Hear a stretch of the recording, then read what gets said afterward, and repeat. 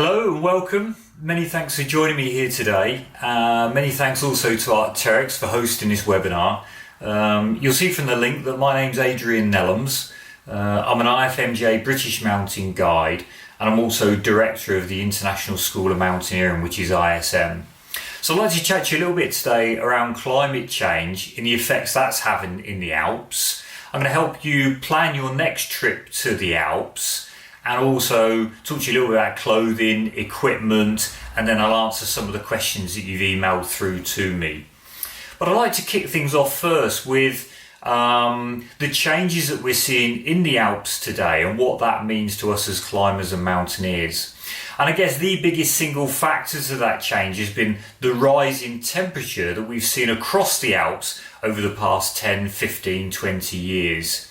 Now, the change, as I say, is happening across the Alps, but we're seeing it more starkly in that Mont Blanc Massif. And I guess the reasons for that is the reason why Chamonix and the Mont Blanc Massif is as famous as it is. Now, there's Mont Blanc itself, but it's those huge rock towers and the fantastic alpine rock climbing that draws many people there. But it's this exposed rock, these huge rock walls that are absorbing all this summer heat that's accelerating this change. More so than maybe other parts of the Alps, such as the Monte Rosa range, which borders Switzerland and Italy above Zermatt, or maybe the Bernese Oberland in Switzerland, where those massifs are generally much higher, there's more glaciers covering those areas, and there's more year-round snowpack. So the change is happening, but it's a lot slower pace there. But that high pace of change that we're seeing in Chamonix is those warmer summers to a point where we're seeing on a regular basis, heat waves and temperatures spike for prolonged periods during each summer. And it's these spikes in temperatures, these rising temperatures for a prolonged period, where it pushes that freezing level up to above the summits. And as the freezing level, stays above the summits, it's melting out that permafrost, that glue that bonds that alpine rock together. And what that leaves behind is really dry, bare, fractured alpine rock that destabilizes, the rock faces and creates much more of an objective hazard to us as climbers and mountaineers through falling rock. The other rapid change we're seeing is the shrinking of those glaciers. And to us as climbers and mountaineers, what that means is that, as the snow gets stripped back, there's more crevasses opening up, and those crevasses are larger than maybe they once were. And the snow bridges very early in the season are thinner than they ever were as well. So glacial travel is much slower and can be much more difficult.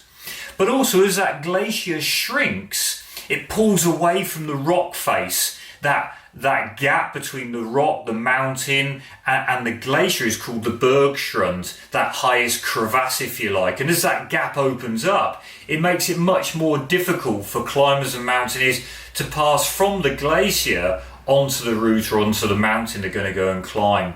Where maybe traditionally, not that long ago, you could step from the glacier onto the rock and then can continue on your route. So it's much more difficult to now get from the glacier to the rock. And once you are on the rock, as the glacier has shrunk, it's left behind much more fractured, dry, and now very loose rock because that permafrost has sort of melted out. As well as that, as the snow gets stripped back, instead of that easy snow slope now to that moderate ridge that you're going to go and climb, you're now finding quite often as the summer progresses, that snow slope now turn into bare ice, which can be much more difficult to climb, and will need more equipment as well to safeguard you as a lead climber and your partner as you move over that to get onto that ridge. Once you are on the ridge, you'll work your way up, but please be mindful that the blocks and the rock that you're climbing on can be a lot looser than it ever was, again because this permafrost has melted out.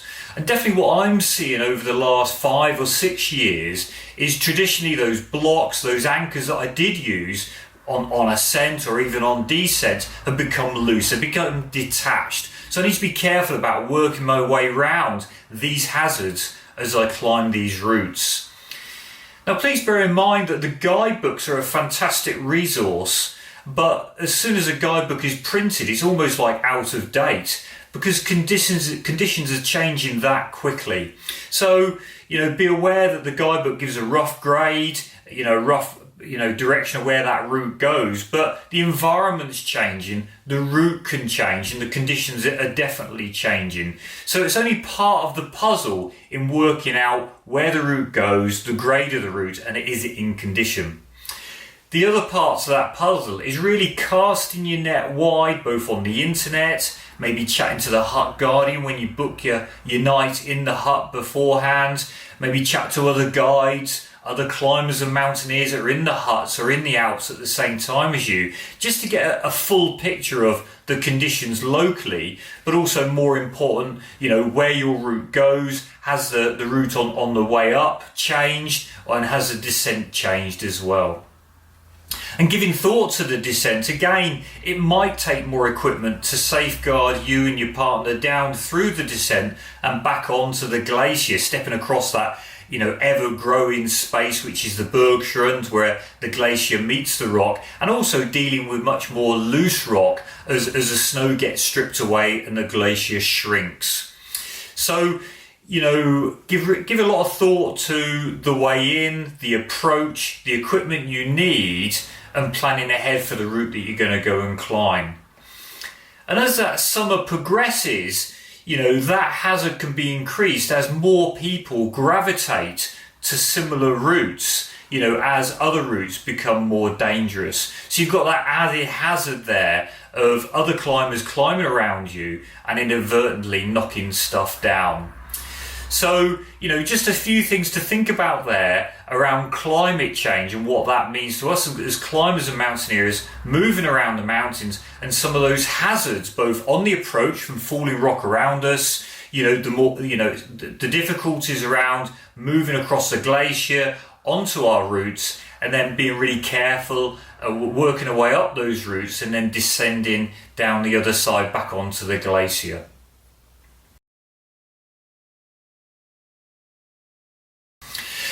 So the Alps is a fantastic playground, but you certainly need to have a more flexible approach than you ever did with regard to planning your next trip. Now, if you've got certain goals or objectives, you need to give thought to the best time in the season for the conditions for that mountain or for that route. And an example for that is maybe Mont Blanc, where you might want to avoid that really hot middle part of the summer season and plan for going to attempt it in maybe the end of June, early July, or maybe more towards the end of August and into September. Over the last few years, the Goutte hut has closed, and the reasons for that, it's just been too warm and there's been too much objective hazard on that approach to the hut. And conversely, you might want to go and climb the Matterhorn or maybe the Eiger. Now those routes require the ridges and the climbing to be free of snow. So you might want to book a week to climb any of those summits, in maybe the middle of the summer, so the ridges have had a chance to clear from that sort of spring, late winter snow. So maybe avoiding, maybe the early part of the season, maybe June into early July, to allow time for the sun to burn off that snow for it to sort of come into condition. It might be that you want to climb maybe a North Face or something like that. Again, maybe early season before you've had the full weight and heat of the summer impacting those routes and the snow then being stripped off and it then becoming out of condition. The conditions are changing all the time. I've climbed North Faces in the Alps, later in the season as you get a storm blow through. It's very wet, sticky snow. It sticks onto those North Faces and the conditions can change from bad to good very quickly. But I think when you're planning at home around that week that you want to go out, really give thought to when these routes are best in condition as conditions have changed over the years. Now, if you go into the Alps for the first time, I think it's less important to when you actually plan that week, because you've got a lot more flexibility anyway in where you go and what you do. Because it might be that you're booking on an introductory course where you just need to find somewhere like a glacier, somewhere where you can practice wearing crampons, using an ice axe, maybe somewhere where you can rope up for that glacial travel and maybe learn the mechanics around crevasse rescue and climb some of your first summits. And there's a lot of flexibility in a lot of places in the Alps. You could do that in a much safer environment, even when it is very, very warm, and possibly even in one of these sort of heat waves. So, there's less importance about maybe when you plan a week, if you're first time in the Alps, to maybe if you have certain set objectives. But I think even when you've got set objectives, you really need to be flexible, that when you get to the Alps and the conditions aren't right, you need to be prepared to change and maybe have a plan B or a plan C. And I think it's also to be important that the group that you're climbing with, your climbing partner or the team that you're in, they're also bought into that objective and that goal isn't just the be all and end all of your week. Everybody needs to be on that same page of you're going to go to the Alps, you're going to have a great week climbing and mountaineering, but it might be not that objective that you're heading towards. That might be a motivation for the team, preparing for the trip and planning, maybe coming to the lakes here, doing a little bit of rock climbing and scrambling or getting themselves fit for the trip. But it might not be it needs to not be the be all and end all of the trip. You might get to the Alps and find that, the conditions are so that the peak or the route is not in condition. And just bear in mind that the Alps is a relatively small place, and within, say, 2 hours from Chamonix, in the middle of a heat wave, 2 hours can get you to, say, Zermatt, to a higher mountain range such as the Monte Rosa, or it could get you over to the Grindelwald and for climbing in, say, the Bernese Oberland. So you've got options even when you get to the Alps. So really give that some thought. And even if it isn't the heat of the day, it could be just bad weather and you're in this sort of Chamonix Valley. I can't remember how many times I've left Chamonix, gone through the Mont Blanc tunnel, and I've arrived in the Aosta Valley the other side and it's blue sky and amazing weather. So I guess what I'm saying is that, planning your week, be really mindful of the best conditions for the routes, the objectives you're going to go and do. But also when you get to the Alps, be prepared to move areas completely, different massifs such as the Monte Rosa or the Bernese Oberland, or if the weather's bad, be flexible to move to another valley. And don't be afraid to do that, to sort of maximise the time you have in that week and to still enjoy some great climbing and mountaineering. But you've chosen your route, your peak, you've rung up and you've booked the hut, you've talked to the hut guardian about conditions on the mountain, your route, have people who've been climbing it before, you maybe done a little bit of research on the internet, and that is also indicating that route is in good condition. When you are packing for the trip, just take that little bit more equipment with you. As I sort of chatted to you before, the conditions are changing so rapidly that, that snow slope leading up onto that ridge is now very icy. You might need a couple of extra ice screws. The route itself might be more complex. You might need some more equipment to protect yourself, or maybe some steeper bits of rock to avoid those loose sections. And again, on the descent, you might need a little bit more equipment to safeguard yourself and your partner back down across the Bergschrund and back down onto that glacier again. I think also taking that bit more kit, also sets you up for opting for a plan B, so that if you were to get to the hut and actually somebody's just come down and the general vibe is that, the route that you've chosen isn't now in condition, you've got options, to go and do other things, and that might be a rock route or another ridge or something maybe more like a north face, but it gives you options and you've got the kit to do that. You're not just kind of tied into that one route.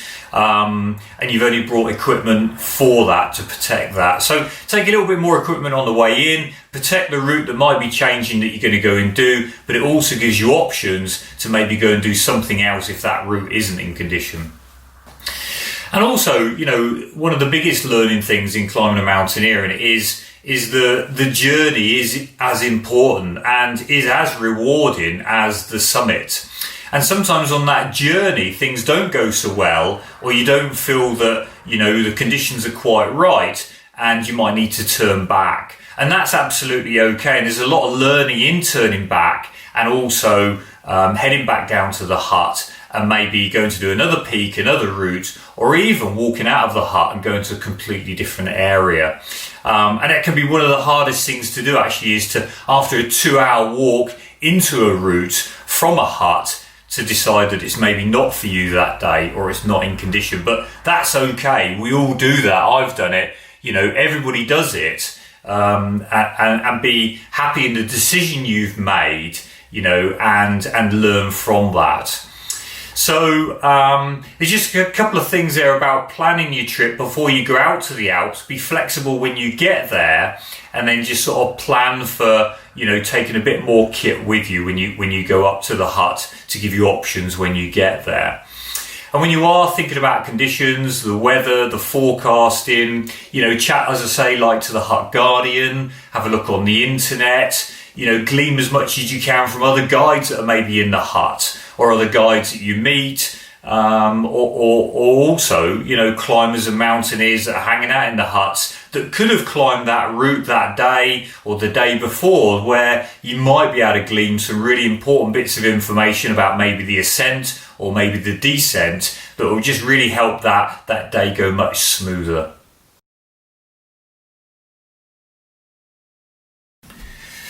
So you planned your trip and you booked your hut. Now let's talk about clothing.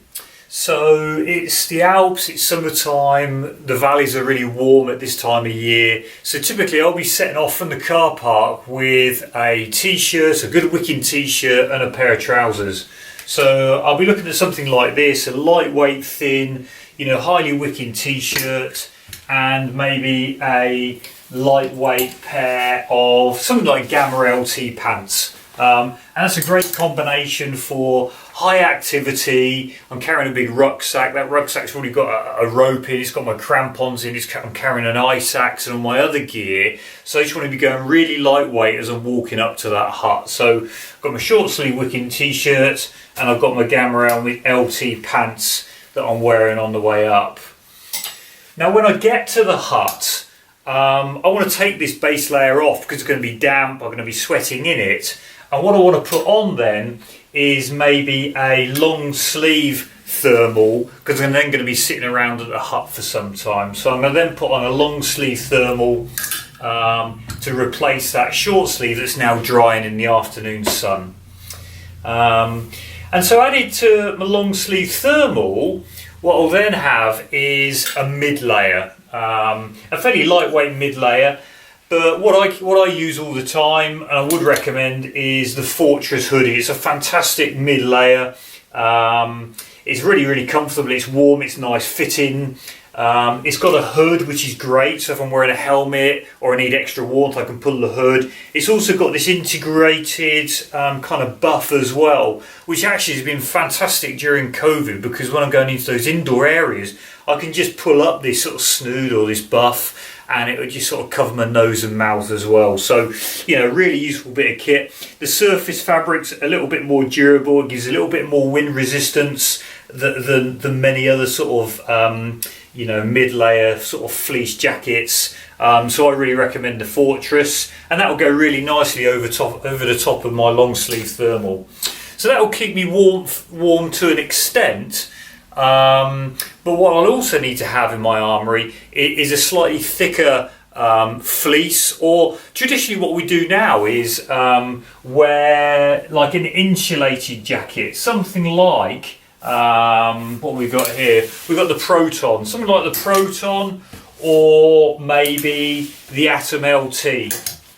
both these jackets are a great combination of either a layering piece that goes underneath a shell jacket or a standalone jacket that can be worn for that extra warmth. The great thing about these insulated jackets now is that they're very lightweight, they're wind resistant, and they also breathe very, very well. So they're far more flexible than our traditional older, sort of heavier weight, thicker fleeces that, you know, are not so windproof and don't pack up so small or are not so lightweight. So I'd really recommend, you know, the Proton or the Atom LT as both a layering piece or a standalone warm jacket to wear, whether you're hanging out of the hut or whether it's early doors, you've got an alpine start and you're heading away from the hut early. So great choices. Take one or either of those up with you in your rucksack. Use when you get to the hut or, you know, early morning on that alpine start. So in terms of shell kit, I really recommend something like the Alpha FL.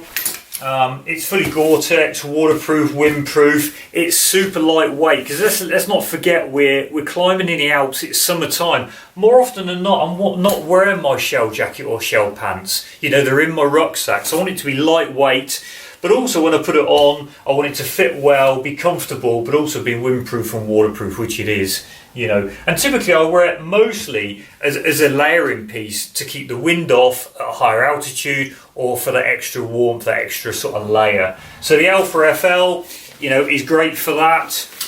In terms of my legs, I'll probably use something neat like these, really sort of lightweight waterproof bottoms here. Again, these are great because, you know, they do spend most of their time in the bottom of my rucksack, not being worn. But when I'm on the hill, I've got my crampons on, I've got my boots on. You know, if I feel as though I need to put on that extra layer because the wind's picked up or it started snowing or something, then they've got these full length zips, you know, from bottom to top. So it means that, you know, I can put them on without taking boots or crampons off. So they're lightweight, they're Gore-Tex, they're fully waterproof and windproof, but critically they've got this full length zip here so you can get them on and off really easily. The only thing I would add to your kit that you're taking, you know, in terms of clothing wise, is maybe give thought to something like some base layer leggings, some thermal legs. You know, and the reason I say that is that if you're in a hut, you know, or bivouac shelter, you can actually slip those on and sleep in them. It's a bit warmer, it's more comfortable. But also, if that alpine start at 2, 3 o'clock in the morning, you might not need waterproofs because it's not windy, it's not snowing. But if you want that extra layer because it's cold, you can have those on underneath your Gamma LT lightweight trousers, and as a sort of combination of the two, that's a really good sort of couple of layers there that will keep your legs warm, you know, for that early start or those colder days. Because let's not forget, you're going from the valley bottom that's at 30 degrees, typically in the summer with, you know, as we mentioned before, you know, the Alps is seeing many more heat waves these days. But certainly, you know, when you get up to a higher hut that's 2,500, 3,000 metres, and you leave that hut at that higher altitude at 2, 3 in the morning, you know, it's going to be a lot colder. So you can layer up for that. So you need kit that you can carry that's lightweight, but when you put it on, it's effective and it's going to keep you warm. So bearing in mind to that, the only other things I think about in terms of clothing to wear, you've got some gloves, some lighter weight gloves and some slightly thicker gloves. You've got maybe a fleece hat. But I think more importantly these days, you know, for the chunk of the day, some sort of sun hat as well, a cap or a sun hat, just to keep that sun off your eyes or the sun beating down on the back of your neck. So that's just a few tips and thoughts just about sort of clothing in the Alps in the summer. Thanks.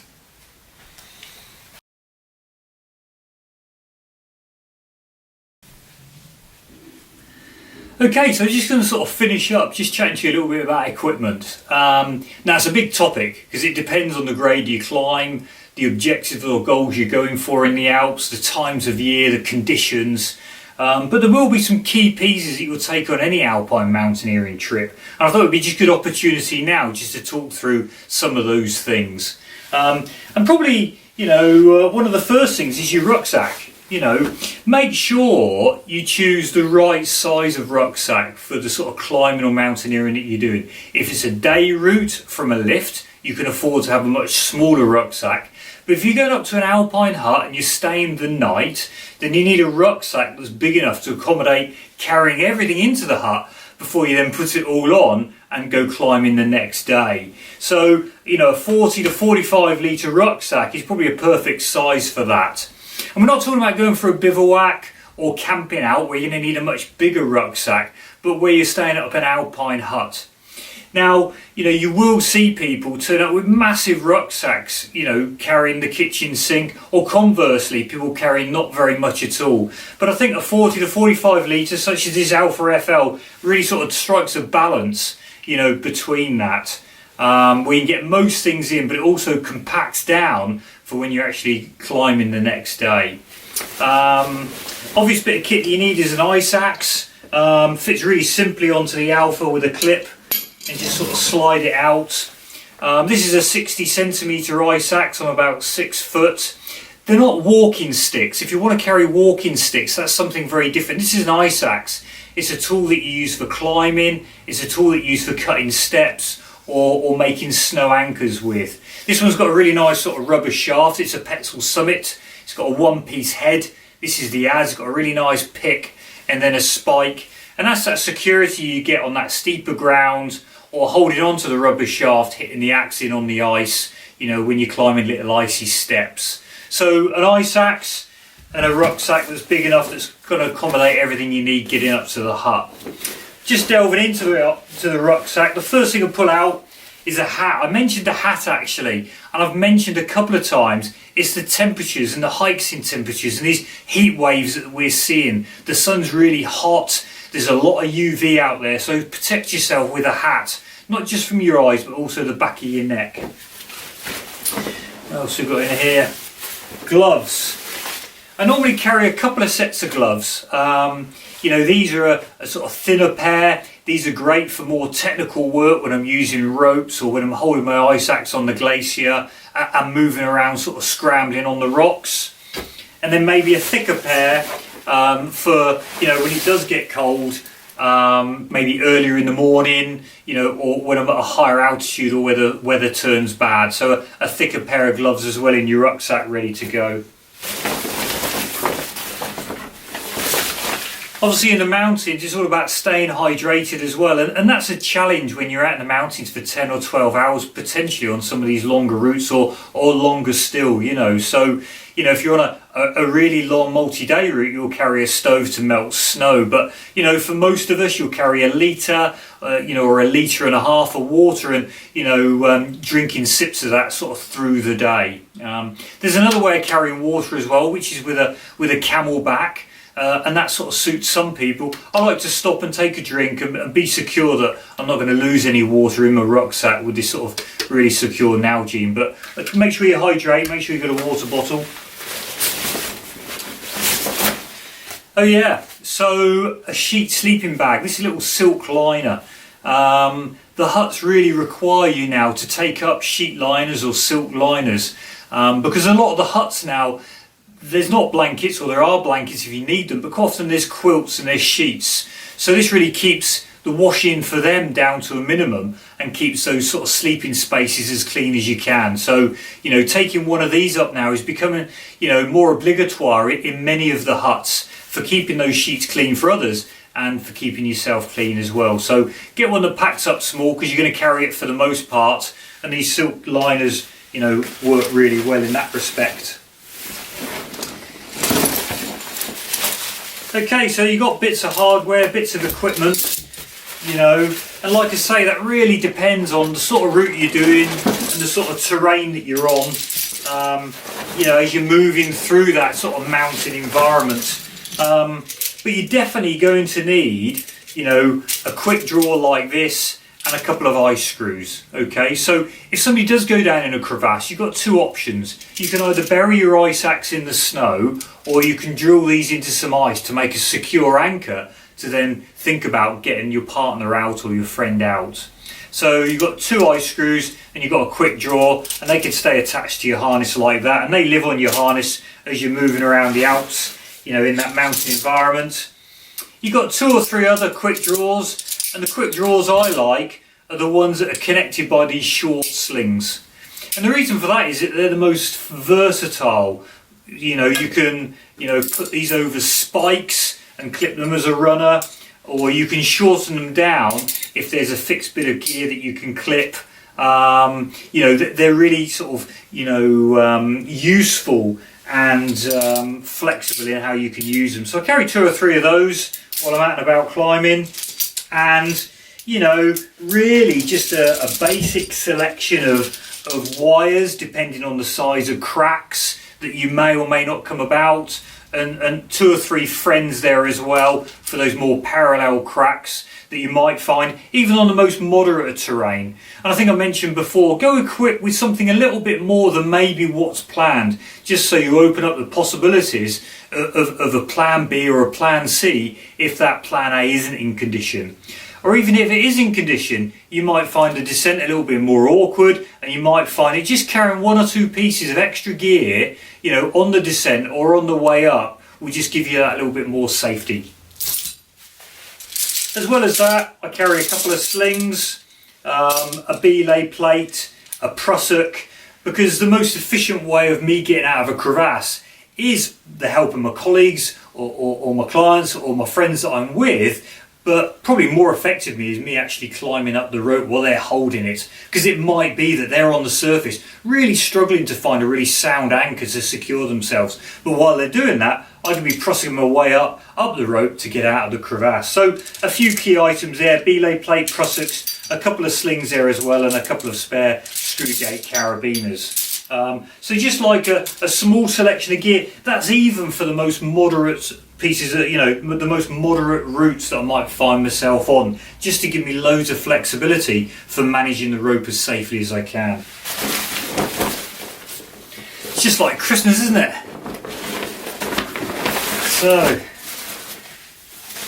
So crampons. These are a great Alpine Mountaineering crampon. They're the Petzl Sarkans. They're a 12-point crampon. So you've got these, downward facing walking points, okay, which are your 10 points, and you've got your 2 front points there, which are your climbing front points. So they're your 12-point crampons. You've got this sort of central bar where you can adjust the heel backwards and forwards to fit the boot that you're wearing. And you've got this sort of front area here. You've got a heel clip that clips onto the back of most boots, B2 or B3 boots, and then you've got this sort of front toe bail here that secures the front of your boot. These are a great Alpine Mountaineering crampon, perfect for most conditions and pretty much most levels of ability, moving through that Alpine Mountaineering environment, giving you a great level of security. So you get your crampons, and as well as crampons, we've got a helmet. This is a great, lightweight, very comfortable helmet. It's a Petzl Meteor. Again, I'm carrying my rucksack up to the huts, for a chunk of the time, so it's nice, it's lightweight. It's a little bit more durable with this sort of plastic shell on as well. But as soon as the terrain that I'm on requires it, I'll put my helmet on because it is comfortable, and it'll be on for the most part of the day. And I think with that in mind, don't be afraid to plough your own furrow in the Alps.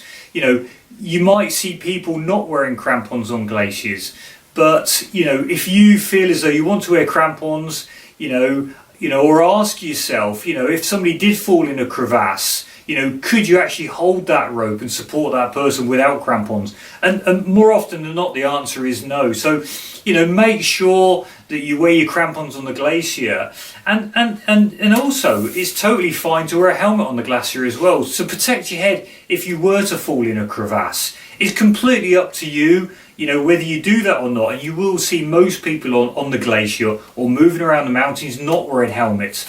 But it does seem silly when helmets are so comfortable these days that people aren't wearing them more. And I have to say, you are seeing people wearing them more.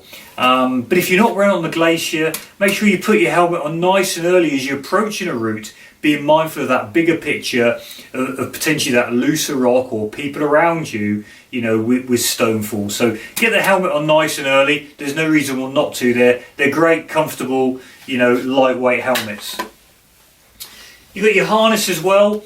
For Alpine Mountaineering, I always choose a fully adjustable harness, and what that means, it's got an adjustable waistband and it's also got adjustable leg loops. Okay, so that means that, you know, when I layer up in the morning first thing, I might have shell pants on, an insulated jacket, the harness will fit comfortably. But as soon as I shed those layers, as the day warms up, again I can keep adjusting my leg loops and my waistband so it stays comfy and I stay safe as well. So a fully adjustable harness.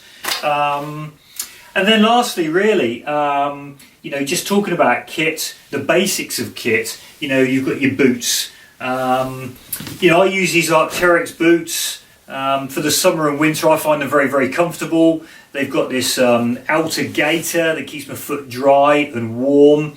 They're not too stiff. There's a reasonable amount of flexibility in the sole unit, which makes them comfortable to wear. They've got this heel welt on here, so that's so I can clip that crampon onto it. And then the crampons I've got, those Petzl Sarkans, that toe bag will fit over the front there and make them really secure in the summer. Now, you know, a boot is not something I'm going to push, apart from saying that I think I really enjoy wearing these. I find them comfortable and nimble on my feet.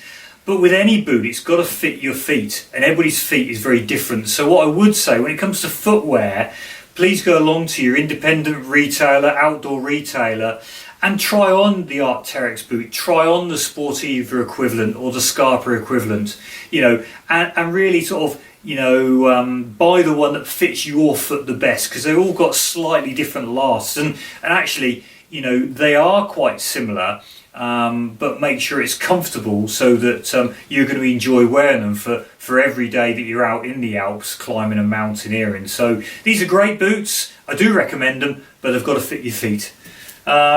I mean, there's loads of other stuff I could chat to you about kit, but that's just the basics, and I think that's all we've got time for. And I hope you found the webinar interesting, and it was good to chat to you. Thank you.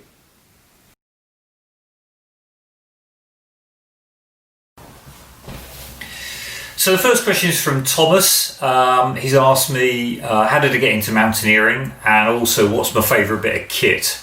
So in terms of mountaineering, it really sort of stems back from me exploring the British mountains in the summertime, just going walking, and then the extent of that walking is to explore some of those more exposed ridges and start getting into sort of scrambling, and then that sort of natural progression then for me to get into sort of climbing.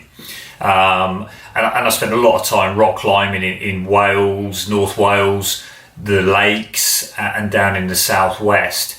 And then as the sort of seasons changed, you know, I naturally then got into winter climbing and winter walking, winter scrambling, learning how to wear crampons, use an ice axe. And then, you know, I was reading books, looking at magazines, and I really got into the idea of going to the Alps. So I hitched to the Alps for the first time, and I had a summer season climbing and mountaineering in the Alps, and that really kind of took off my love for the mountains and yearned to sort of explore further. And then from that, I then, you know, booked subsequent trips and ended up, you know, apart from going to the States at that time, going to Yosemite and Joshua Tree and these other areas, I also went to New Zealand, and I explored the sort of South Island of New Zealand for 3 seasons actually, climbing and mountaineering around the Mount Cook area and down in Aspiring.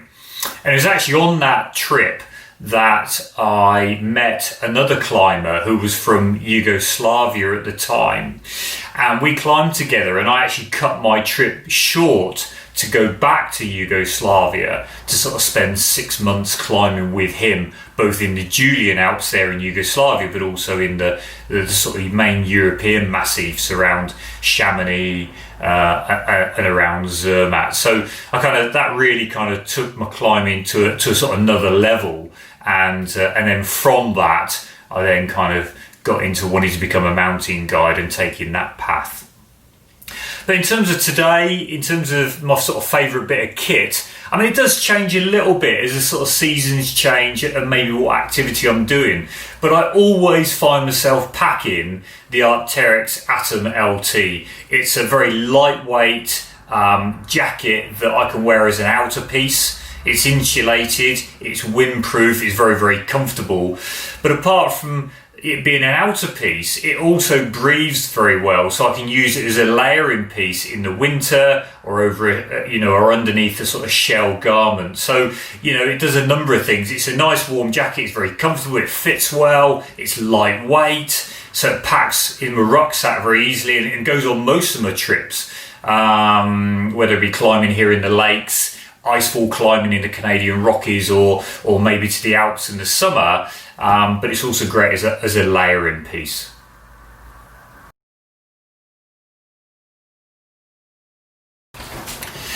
So the next question is from John. He's asking me about what to expect staying in his first alpine hut. And what I'd like to start by saying is that make sure you book that alpine hut in advance.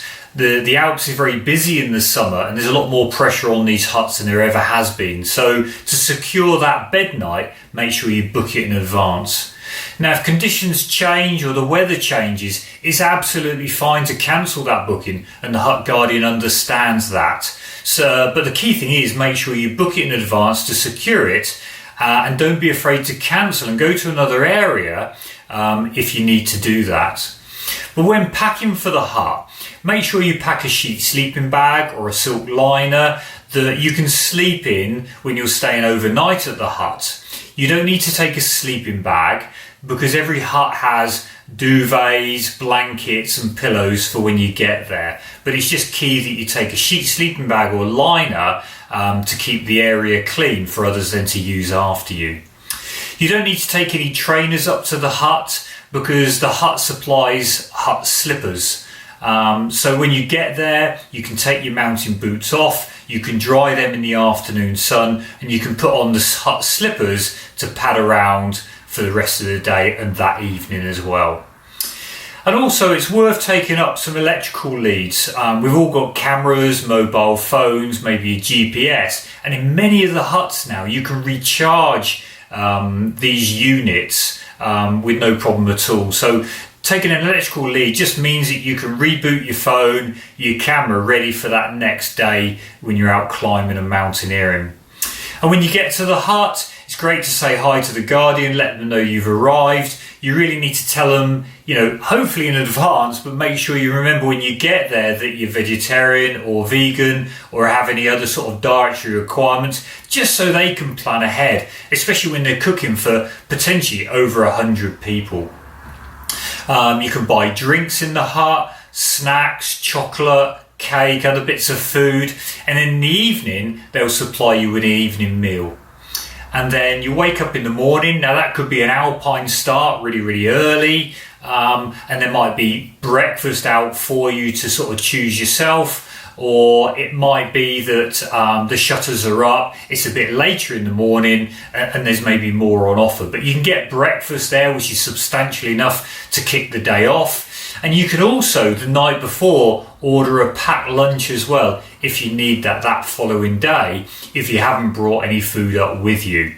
So the huts are a great resource to be able to go into the mountains really lightweight, and then the next day enjoy those summits and routes without the added weight of carrying anything bigger in with you, such as tents and stoves and those kinds of things. So I think that's about it when it comes to sort of what to expect in the huts. But I would say use them also as a great resource. I mean, the Hut Guardian chats to a lot of climbers and a lot of mountain guides. They know a lot about conditions and what the weather's like in the mountains in their region. So when you do phone up to book the night, really glean as much as you can from them about the conditions on your route and the route that you want to go and climb.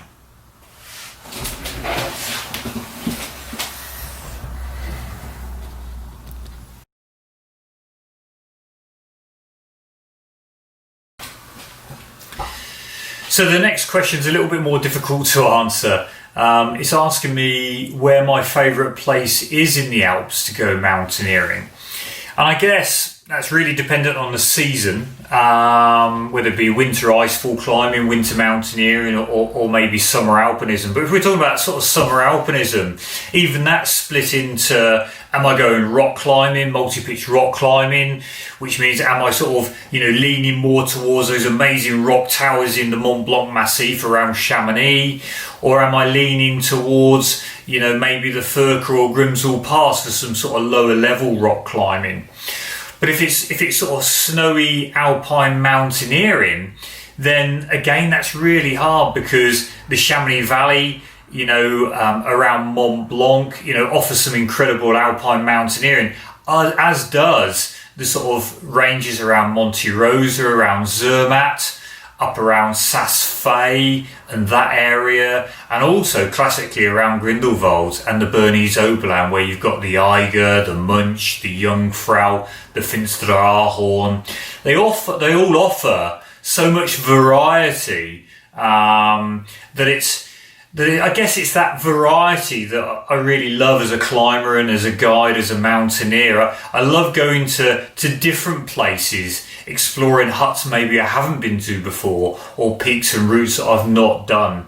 And if it's an area that I've been to a number of times, trying to do things that, I haven't done for some time. And I guess that's what draws me to traveling to different places, or maybe running those trips to Kyrgyzstan that ISM run, where, since the breakdown of the Soviet Union, Westerners like ourselves have been able to go in there and climb in what were those sort of militarized zones and explore those mountains and ranges that have never been climbed in before. And you're over there, having some amazing adventures, making first ascents of many of the summits there. So I guess it's keeping it fresh, going to new areas, going to new different huts, and keep changing it up. I guess that's what I really love about the sort of climbing and mountaineering. And, if it's the Alps, then it's just kind of keeping doing that and keeping it fresh.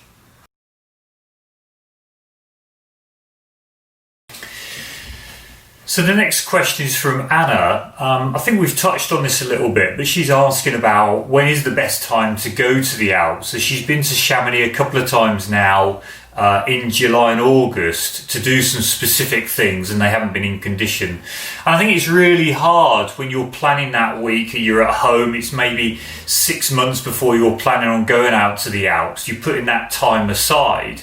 And when you get to somewhere like Chamonix, the routes are not in condition. And typically it's been because of these hot periods of weather, these sort of temperature spikes, that freezing levels gone through the roof, and it's exposed a lot of loose rock, maybe meaning that the approach to your route is maybe too dangerous.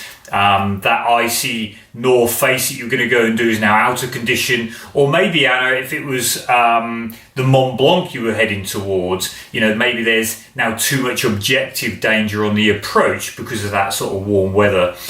And I suppose it, as I said to you before, when about planning your trip, maybe Mont Blanc, if that was your objective, is maybe better earlier or later of the season to avoid those warm periods. Or maybe you're out there for some alpine rock climbing, and again you had some sort of mixed bad weather, and that could have been sort of snow or rain, which meant that you couldn't do those objectives. And I think you've just got to be prepared to be flexible when you get there. You pick your week, and if it is a rock climbing week, you end up through the Mont Blanc tunnel on the south side of Mont Blanc down in the Aosta Valley, where you're probably more likely going to get sunnier weather, and get more rock climbing done.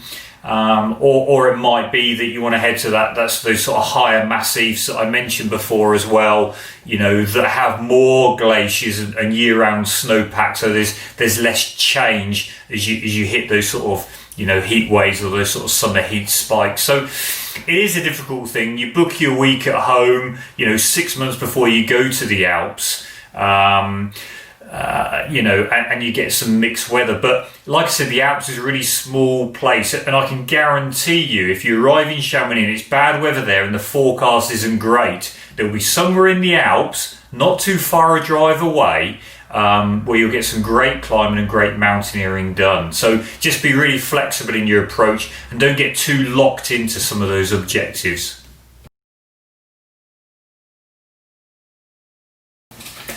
So the next question is from one of the guys down in the Arc'teryx Piccadilly store, and they're asking about how do you get into mountaineering.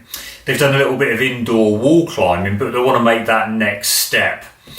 Now, an obvious next step is to book on a course where you learn those sort of basic skills of maybe scrambling or easy rock climbing here outdoors in the UK, and then develop those skills to then maybe join a winter mountaineering course, maybe in Scotland or the Lake District, to understand, how to use an ice axe effectively, how to walk in crampons, and just being in that sort of winter environment.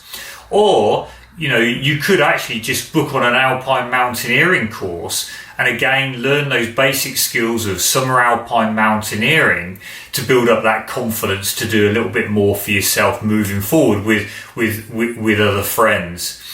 So there's the instructional pathway, sort of guided climbing, or it might be that there's some clubs around that you could join, and over time within those clubs you'll build up friendship groups and maybe start climbing with those, or those clubs put on meets both in the UK here or the Alps, where you can go along as a collective of a number of people and learn those sort of basic skills through that.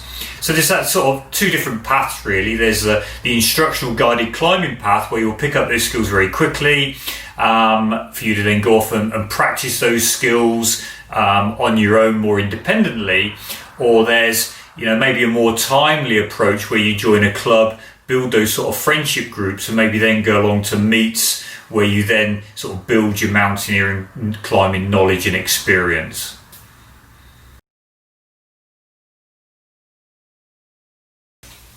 And the last question is, how do you keep your mountaineering skills in check whilst in lockdown?